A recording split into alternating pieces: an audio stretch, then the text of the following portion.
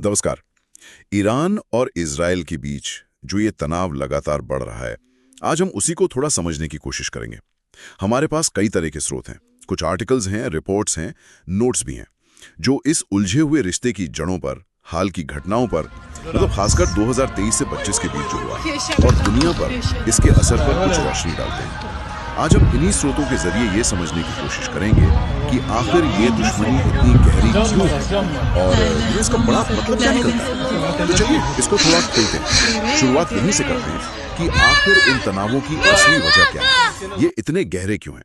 हाँ, बिल्कुल। और देखिए ये मामला कई परतों वाला है असल में।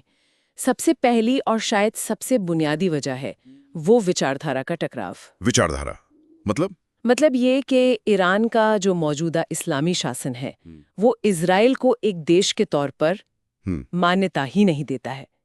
स्रोतों में ये बात बार बार आती है कि वो इजराइल के खात्मे तक की बात करते हैं और इसी के तहत ईरान खुलकर इजराइल विरोधी गुटों, हाँ, प्रॉक्सी जिन्हें कहते हैं। बिल्कुल प्रॉक्सीज, जैसे लेबनान में हिजबुल्लाह है, गाजा में हमास और इस्लामिक जिहाद, इनकी सीधी मदद करता है, पैसा, हथियार, सब कुछ। अच्छा, यानी ये सिर्फ कहने की बात नहीं है, जमीन पर भी दिखता है। और दूसरी बड़ी वजह? दूसरी अहम वजह है ईरान का परमाणु कार्यक्रम। हाँ, वो तो है ही, ये तो हमेशा खबरों में रहता है। बिल्कुल। इजराइल इसे अपने वजूद के लिए, आप कह सकते हैं, एक सीधा खतरा मानता है।